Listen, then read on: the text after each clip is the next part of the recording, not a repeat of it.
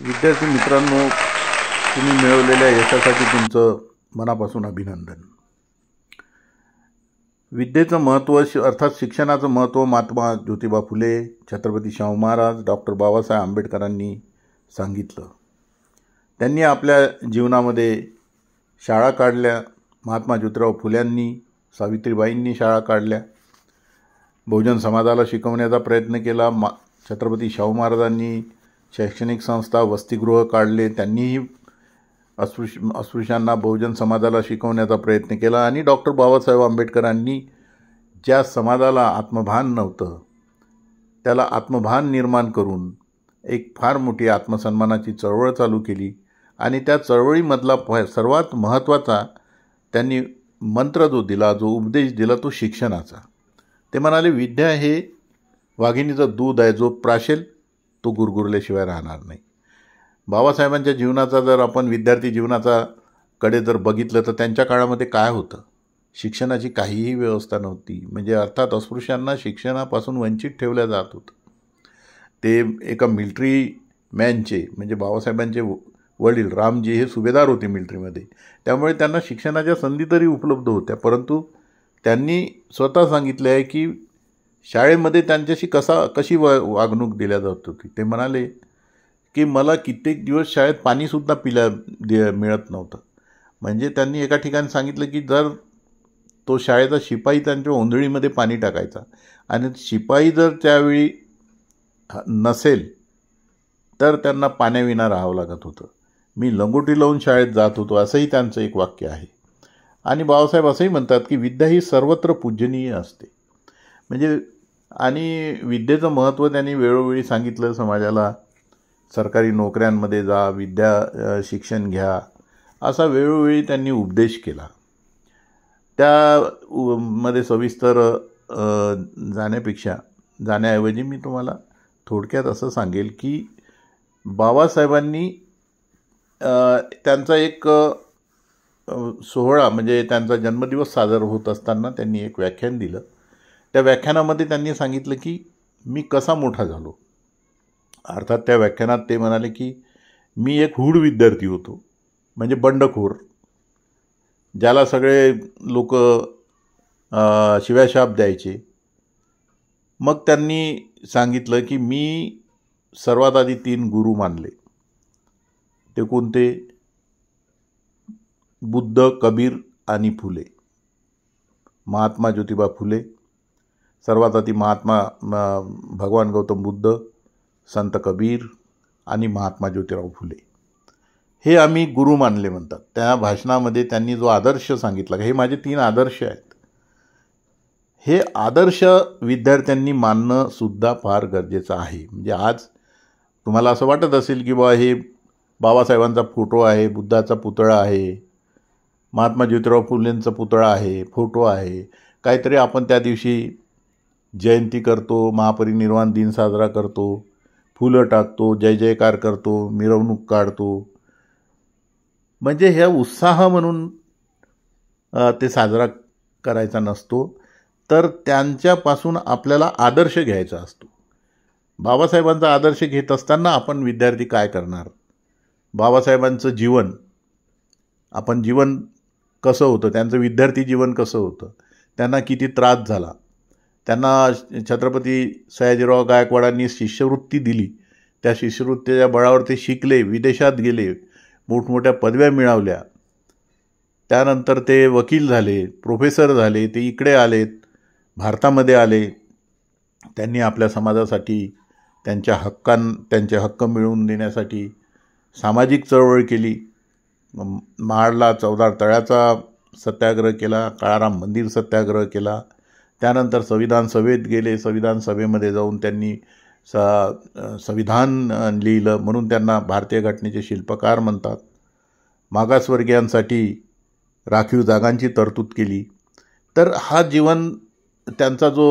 त्यांच्या जीवनाचा जो आदर्श आहे, तो आदर्श आपण डोळ्यासमोर ठेवला पाहिजे.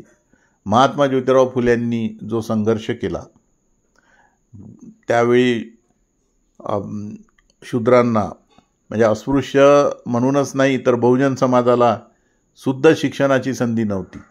त्यांना त्यासाठी शिक्षणाची शाळा काढली, त्याला किती विरोध झाला. त्यांना आईवडिलांनी काढून दिलं होतं घरामधून. उस्मान शेख नावाचे एक मुस्लिम होते, त्यांच्याकडे त्यांना राहावं लागलं. ज्या फातिमा शेख ज्या पहिल्या शिक्षिका होत्या मुस्लिम, त्या त्यांच्या भगिनी होत्या. म्हणजे हा आदर्श होता. छत्रपती शाहू महाराजांना सुद्धा उच्चवर्णीय लोकांचा विरोध झाला. त्यांनी आपल्या संस्थानांमध्ये जेव्हा मागासवर्गीयांसाठी शाळा काढल्या, वसतिगृह काढले, राखीव जागा दिल्या, तर हा आदर्श आज ते जे त्यांचं नाव अजरामर आहे, आपण त्यांना प्रेरणास्त्रोत म्हणतो. बाबासाहेबांना पूर्ण जगामध्ये सन्मान आहे. तर हा आदर्श, त्यांनी केलेले उपदेश, विद्यार्थ्यांनी सर्वात आधी आपला आदर्श, भगवान बुद्धाबद्दल सांगायचं राहिलं, तथागत भगवान गौतम बुद्धांनी जे शील सांगितले, पंचशील सांगितले, अष्टशील सांगितले, तो आदर्श आपल्यासमोर डोळ्यासमोर ठेवायचा आहे. जीवन व्यापन करताना, दैनंदिन जीवन करताना आपण किती शीलवान होऊ. शीलवानामध्ये काय असणार तर हत्या करणार नाही, खोटं बोलणार नाही, व्यभिचार करणार नाही, मद्यपान करणार नाही, चोरी करणार नाही. हे 5 सील सामान्य उपासकाला जे दिले, हे 5 सील आपले आदर्श आहे, आपल्या जीवनाचा आदर्श आहे. याचं आम्ही विद्यार्थ्यांनी आदर्श ठेवला पाहिजे, पालन केलं पाहिजे. आज समाजामध्ये बरीच चर्चा होती की बाबा विद्यार्थी जे आहेत हे सामाजिक चळवळीत येत नाही, विहारांमध्ये येत नाही, धार्मिक बाबीमध्ये लक्ष घालत नाही. तर बऱ्याचदा लोकांच्या चर्चेमध्ये किंवा हे जे म्हटलं जाते त्यामध्ये सत्य पण आहे. मी बघतो विहारांमध्ये मी कार्यक्रमाला जातो, विद्यार्थ्यांची संख्या नगण्य असते. एवढंच काय तर पुरुषांची संख्या कमी आणि महिलांची संख्या जास्त असते. तर विद्यार्थी आहात, यंग स्टुडंट्स, यंग जनरेशन, आजचा विद्यार्थी हा उद्याचा देशाचा नागरिक असतो. तसाच तो आजचा हा विद्यार्थी उद्याच्या आंबेडकरी समाजाचा आधारस्तंभ, पिलर होणार आहे.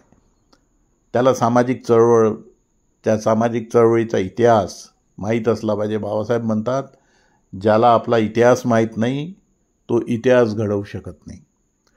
बरेचदा जुन्या इतिहासाच्या जेव्हा आम्ही काही बाबी सांगायला जातो, की चळवळीच्या बाबी सांगायला जातो, इथल्या अस्पृश्यांची परिस्थिती काय होती, त्याच्या कमरेला झाडू आणि तोंडाला गाडगं वगैरे हा जो प्रकार होता, हे सर्व जेव्हा आम्ही सांगायला जातो तेव्हा काही आमचे विद्वान लोक म्हणतात की जुन्या गोष्टी कशाला काढता, जुन्या गोष्टी सांगायची गरज नाही विद्यार्थ्यांना आता. अरे इतिहास माहीत असल्याशिवाय तो इतिहास घडवू शकत नाही, जाणीव निर्माण होऊ शकत नाही. बाबासाहेबांनी ज्या पद्धतीनं गुलामाला गुलामीची जाणीव करून दिली, म्हणून आज समाज या पद्धतीला आला, बंड करून उठला, शिकतो आहे, त्याला स्वाभिमान त्याच्यामध्ये निर्माण झाला, आत्मभान निर्माण झाला. तर हा इतिहास हा तुम्ही लपवून चालणार नाही, कारण तुम्हाला माहीत नाही की जी प्रतिगामी शक्ती आहे ती फार प्रबळ आहे. तुमचे समता, स्वातंत्र्य, बंधुत्व आणि हे जे सामाजिक मूल्य आहेत, धर्मनिरपेक्षतेचे, न्यायाचे, संविधानिक जी मूल्य आहेत, संविधानाच्या उद्देशिकेमध्ये असलेले हे मूल्य डावलणारा किंवा तुमचे समतेचे हक्क, धर्मनिरपेक्षतेचे हक्क डावलणारासुद्धा एक वर्ग इथे फार मोठ्या प्रमाणामध्ये कार्यरत आहे. तेव्हा तुम्हाला तुमचा इतिहास हा माहीत असलाच पाहिजे. तुमच्यामध्ये हा इतिहासाच्या आधारे आत्मभान निर्माण झालंच पाहिजे. आणि खरं म्हणजे विद्यार्थ्यांनी, युवकांनी या सामाजिक चळवळीमध्ये सक्रिय जरी सहभागी नाही होता आलं तरी जाणून घेण्यापुरतं तरी सभा संमेलनामध्ये गेलं पाहिजे. किमान तुम्ही ऐकू तर शकता, तुम्हाला त्याची ज्ञान तर मिळेल, माहिती तर मिळेल, आणि त्यामुळे एक सोशलायझेशनसुद्धा होते. तुम्ही जेव्हा 4 लोकांमध्ये जाता, मिसळता, ऐकता, तेव्हा आपल्या स्वतःच्यासुद्धा व्यक्तिमत्वाचा विकास होतो. त्यामध्ये समृद्धता येते चर्चेमधून, ऐकून. तर अशा रीतीनं सामाजिक क्षेत्रामध्ये सुद्धा विद्यार्थ्यांनी लक्ष दिलं पाहिजे. ही जी आज मोठ्या प्रमाणामध्ये त्रुटी दिसते आहे गावोगावी संपूर्ण महाराष्ट्रामध्ये, मुलं ट्युशन्सला जातात, इंजिनिअरिंग करतात, मेडिकल करतात, कोणी पदवी शिकतात, परंतु सामाजिक क्षेत्रामध्ये केवळ जयंतीला, महापरिनिर्वाणला एकत्र दिसतात. फार कमी ठिकाणी एक विद्यार्थ्यांच्या संघटना आहेत, मोठ्या प्रमाणामध्ये. नागपुरामध्ये समता सैनिक दलाचं चांगलं युनिट आहे, तिथे बऱ्या प्रमाणात विद्यार्थी जमा होतात आणि त्यावर संस्कार होतात. परंतु बऱ्याच ठिकाणी मला हे आढळत नाही, म्हणून मला हे बोलावं लागलं. तर पुढे विषय हा विद्यार्थ्यांचा आहे, त्यामुळे मी हे सांगितलं तुम्हाला. परंतु काही गोष्टी ह्या जीवनाच्या परत सांगतो तुम्हाला, की तुम्ही ज्या कुठल्या पदवीला आहात किंवा पदवी मिळवणार, तर त्यामध्ये कुठलीही पदवी ही कमी समजू नये. तुम्ही आर्ट्सला, कॉमर्सला आहात, तुम्ही इंजिनिअरिंगला आहात, इंजिनिअरिंग मेडिकलला जाऊ शकला नाहीत, तर कुठलीही पदवी ही कमी समजू नये. इवन इंजिनियर मेडिकलला जरी गेलात, फार्मसीला गेलात, तरी त्यामध्ये प्रावीण्य मिळवण्याचा प्रयत्न केला पाहिजे. ही आजची गरज आहे, कारण स्पर्धा मोठी आहे. त्या स्पर्धेमध्ये उतरण्यासाठी, स्वतःला सिद्ध करण्यासाठी तुम्हाला चांगल्यात चांगल्या प्रकारे गुण मिळवून कोणतीही पदविका, तुम्ही ITI करत असाल किंवा डिप्लोमा इंजिनिअरिंग करत असाल, तरी त्यामध्ये सुद्धा जास्तीत जास्त गुण मिळवणं, त्याचं कौशल्य प्राप्त करणं, ज्ञान मिळवणं हे गरजेचं आहे. कॅम्प्युटरची BCA करत असाल, जर्नलिझमची पदवी करत असाल, कुठलीही पदवी किंवा पदविका करत असताना त्यामध्ये प्रावीण्य प्राप्त करणं हे एक महत्त्वाचं यामध्ये आहे शिक्षणामध्ये. आणि ज्यामध्ये तुम्हाला प्रवेश मिळाला त्यामध्येच आपलं गुणवत्ता प्राप्त करणं गरजेचं आहे. बरेचदा मला ते मिळालं नाही असं करत करत त्याची 3 वर्ष 4 वर्षे निघून जातात. परंतु असं मनाला खच्ची करून घेण्यात काही अर्थ नसते. मग आता हे करत असताना आपण काय केलं पाहिजे, तर आपण एक सर्वात आधी जीवनामध्ये डिसिप्लिन हे फार महत्त्वाचे आहे. डॉक्टर बाबासाहेब आंबेडकरांचे वडील रामजी बाबा यांनी आपल्या बाबासाहेबांना एक शिस्त लावली होती. सकाळी उठणे,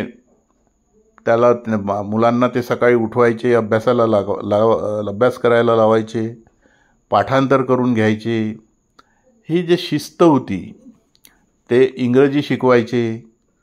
तर ही शिस्त बाबासाहेबांच्या जीवनापासून आपण आदर्श म्हणून घेतली पाहिजे आणि आपण सुद्धा ही शिस्त अंगी बाळगली पाहिजे. आजकाल असं झालं आहे की रात्री उशिरापर्यंत मोबाईलमध्ये पाहत राहणं, लॅपटॉप पाहणं, यामध्ये मुलं व्यस्त असतात. 1:30-2 वाजता झोपतात आणि सकाळी मग 8-9 वाजता उठतात, 9-10पर्यंत. तर हे चुकीचं आहे. तुम्ही वेळेचं नियोजन केलं पाहिजे, वेळेत झोपलं पाहिजे आणि वेळेत उठलं पाहिजे. कारण आरोग्यासाठी सकाळी सूर्योदयाच्या वेळी उठणं हे गरजेचं आहे. पूर्वी जसं सूर्योदयाला उठण्याची जी परंपरा होती, ती परंपरा फार सायंटिफिक होती. त्याला काही कारणं आहेत सायंटिफिक. सूर्योदयानंतर अधिक काळ झोपू नये आणि तसंच जेवणाच्या सुद्धा आता विद्यार्थ्यांच्या, मुलांच्या वेळा नियमित राहिलेलं नाही. कितीही वाजता उठायचं, कितीही वाजता जेवायचं हे बरोबर नाही. जेवणाच्या वेळा ठरल्या पाहिजेत. त्या वेळेनुसार सकाळी आणि संध्याकाळी शक्यतो सूर्यास्ताच्या आत जेवलं पाहिजे. 10-11पर्यंत, 12च्या आत आपलं वाचन वगैरे करून झोप घेऊन सकाळी ताजेतवानं होऊन परत व्यायामाचं फार महत्त्व आहे. तुम्ही केवळ अभ्यास करणे आणि यामध्येच जीवन घडते असं समजू नये, तर स्वतःच्या शरीराकडे सुद्धा अगदी विद्यार्थी जीवनापासून लक्ष दिलं पाहिजे. व्यायाम केला पाहिजे. व्यायामामध्ये जे शक्य आहे, काही आता जिमची पद्धत निघालेली आहे. ज्यांना जिम शक्य आहे, स्विमिंग शक्य आहे, ते जिम करतात, स्विमिंग करतात, सायकलिंग करतात. परंतु अभ्यासामध्ये जर त्या व्यायामाचा अडथळा होत असेल, कारण एक्झरसाईजमुळे झोप येते, कॉलेजमध्ये जायचं आहे, अभ्यास करायचा आहे, तो जर होत नसेल तर किमान रोज अर्धा-पाऊण तास भरभर चालण्याचा व्यायाम करावा. आपला आहारामध्ये आपल्या ज्या ताजे घरचे खाणे आणि काय म्हणतात त्याला अचकट बचकट न खाणे हे फार महत्त्वाचं आहे. कारण आता जे आजार आपल्या भारतामध्ये आहेत, जसं शुगर आहे, शुगरला भारताला शुगरची राजधानी म्हटल्या जाते गमतीनं. म्हणजे शुगरची बिमारी ह्या ज्या काही त्याला काय म्हणतात वजन वाढणे, या वजन वाढण्यामुळे जे आजार वाढत आहेत, तर यापासून आपण दूर राहिलं पाहिजे, सावध राहिलं पाहिजे. फळं भाज्या याकडे लक्ष दिलं पाहिजे. म्हणजे शरीर स्वास्थ्य कसं चांगलं राहील त्यासाठी काय आहे, सगळ्यात सोपा मार्ग गुगल करायचं. गुगलमध्ये आपल्याला आरोग्याविषयीच्या टिप्स ऐकायच्या, त्या बघायच्या. त्यानंतर अभ्यासासाठी सुद्धा आजकाल चांगले हे साधनं उपलब्ध झालेले आहे. मोबाईलबद्दल बरेचदा पालक लोक टीका करतात, काही शाळांमध्ये तर मोबाईलसुद्धा वापरण्यास मनाई करतात. परंतु माझा या गोष्टीला विरोध आहे. मोबाईलचा तुम्ही दुधारी शस्त्रासारखा वापर करू शकता, स्वतःचं संरक्षण करण्यासाठी आणि दुसऱ्यावर प्रहार करण्यासाठी. जसं एखादं शस्त्र वापरतो त्यासारखं आहे. मोबाईलमध्ये यूट्यूबवर तुम्हाला बऱ्याचशा चांगल्या गोष्टी, म्हणजे जास्तीत जास्त चांगल्या गोष्टी उपलब्ध आहेत. मी त्या झुकेरबर्गला नेहमी थँक्स करत असतो कधी तो ऑनलाईन असतो तेव्हा, की बाबा आम्हाला ज्ञानसुद्धा मिळू दिलं जात नव्हतं पूर्वीच्या काळामध्ये. ज्ञानार्जनापासून आम्हाला दूर ठेवलं जात होतं. परंतु तू हे गुगल आणि यूट्यूब उपलब्ध करून दिल्यामुळे आम्हाला पाहिजे ती माहिती मिळते. तर आता समजा तुम्हाला महत्त्वाचं सांगायचं म्हणजे इंग्रजी शिक्षणामध्ये इंग्रजीला खूप महत्त्व आहे. कितीही मातृभाषेचा प्रचार हे सरकार आणि लोक करत असतील आणि मदर टंगमध्ये शिका, परंतु तुम्हाला देशविदेशामध्ये जायचं असेल तर तुमचं इंग्रजी ह्या फार चांगलं पाहिजे. इवन तुमच्या शाळा कॉलेजेसमध्ये कोर्टामध्ये वकिली करताना इंग्रजीचं महत्त्व फार आहे. इंग्रजी ही एकदम फ्लुएंट आली पाहिजे आणि त्यांचं प्रोनाऊन्सिएशन पण असं ब्रिटिश युरोपियन प्रोनाऊन्सिएशन असतात अशासारखे जे असतात ती पण लय आली पाहिजे. त्यासाठी तुम्ही गुगलवर जाऊन सर्च करा. इंग्रजीचे क्लासेस गुगलवर यूट्यूबमध्ये आहेत. काही थोडेफार फीज घेऊन शिकवल्या जातात, काही कमी फीज, काही फ्रीमध्ये आहेत. कारण देशविदेशामध्ये जेव्हा तुम्हाला नोकरीसाठी संधी शोधायची असते त्यावेळी तिकडे इंग्रजीची काही टेस्ट घेतात आणि ज्यातला इंग्रजी फ्लुएंट येतं त्याला लवकर निवड केल्या जाते. बरेचदा इंजिनियर झालेले मुलं असतात, त्यांना इंग्रजी नीट येत नाही, त्यामुळे पण बाहेर देशामध्ये जॉब मिळत नाही. अशा काही उदाहरणं बघितले गेले. तर इंग्रजी हे फार महत्त्वाचं आहे. दुसरं म्हणजे आताच्या जमान्यामध्ये दुसऱ्या देशांमध्ये नोकऱ्या शोधण्यासाठी जे आपल्याकडे प्रयत्न केले जातात त्यामध्ये आता मी जापानचं उदाहरण सांगेल तुम्हाला. जापानमध्ये नोकऱ्या असतात, उपलब्ध असतात असे सांगतात सर्व. आणि काही देशांमध्ये आहे, US आहे, अमेरिकेमध्ये आहे. परंतु जापानमध्ये जाण्यासाठी जापनीज लँग्वेज आली पाहिजे. जर एखाद्या देशाला जायचं तर विदेशाची ती लँग्वेज तुम्ही हे शिकत असताना म्हणजे शालेय शिक्षण घेताना पासून जर ती लँग्वेज अवगत केली, चायनीज लँग्वेज अवगत केली, जापनीज केली किंवा तिथल्या जॉबसाठी जी लँग्वेज, त्या देशाची लँग्वेज आपण माहिती करून घेतली, थोडासा सर्च केला. आणि मी समाज बांधवांनासुद्धा अशी विनंती करेल की जे जापानमध्ये, US, UK, लंडनमध्ये राहतात, इंग्लंडमध्ये राहतात किंवा ज्या देशामध्ये, काही लोक जॉर्डनला आहेत, काही गल्फ कंट्रीमध्ये आहे, तर तिथे ज्या संधी आहेत त्या संधीची माहिती आजपासून तुम्ही या विद्यार्थ्यांना जर दिली आणि तिथे लँग्वेजचा काय बॅरियर्स आहे, काय मुद्दा आहे तो जर सांगितला तर या विद्यार्थ्यांना त्याचं महत्त्व कळेल ना. विद्यार्थ्यांनी त्याकडे आजपासून लक्ष दिलं पाहिजे. पण जापानबद्दल मी तुम्हाला सांगेल, काही आमचे मित्र जापनीज शिकवण्याचे क्लासेस पण त्यांनी सुरू केलेले आहेत, शिकवत आहेत आणि तिकडे कोऑर्डिनेशन करून मुलांना तिकडे जॉब पण लावून देण्याचा प्रयत्न करत आहेत. तर अशा रीतीचं आहे जीवनामध्ये.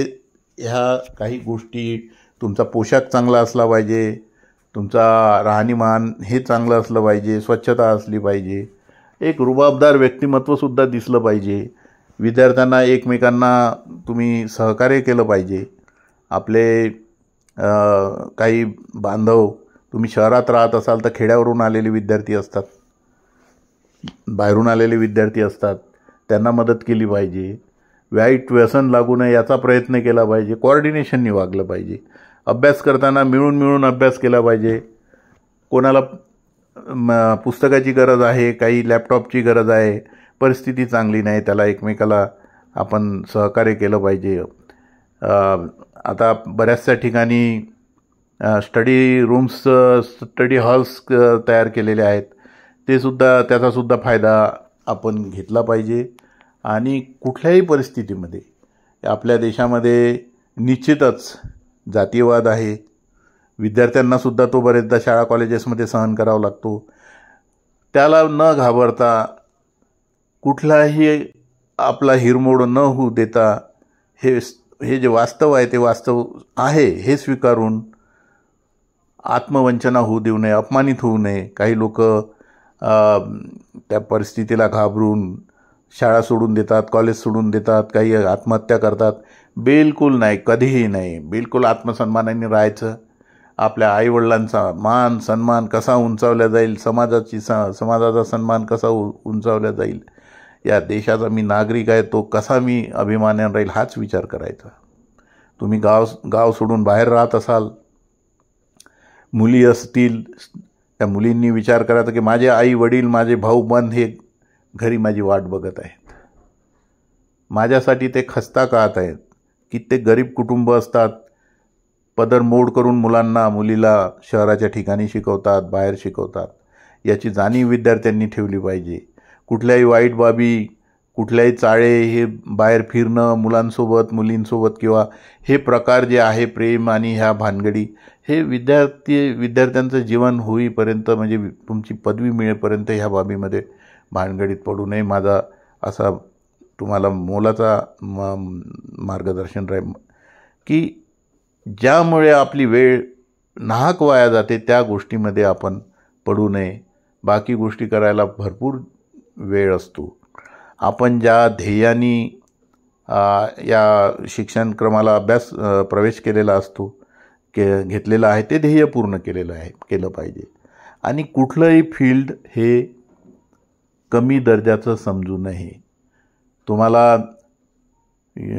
UPSCला प्रवेश घ्यायचा आहे किंवा UPSC अपिअर करायची आहे, महाराष्ट्र लोकसेवा आयोगाच्या परीक्षा द्यायचा आहे, त्यासंबंधीची माहिती घ्यायची. गुगलवर उपलब्ध आहे. बऱ्याचशा ठिकाणी कुठला कोर्स आहे, काय करावं लागतं, केव्हा परीक्षा असतात, पदवी नंतर परीक्षेला देता येता का, की पदवीच्या अंतिम वर्षाच्या वेळी बसता येतं, या सगळ्या माहिती तुम्हाला आज सहज उपलब्ध आहे. कोणावर अवलंबून राहण्याची सुद्धा गरज नाही आहे.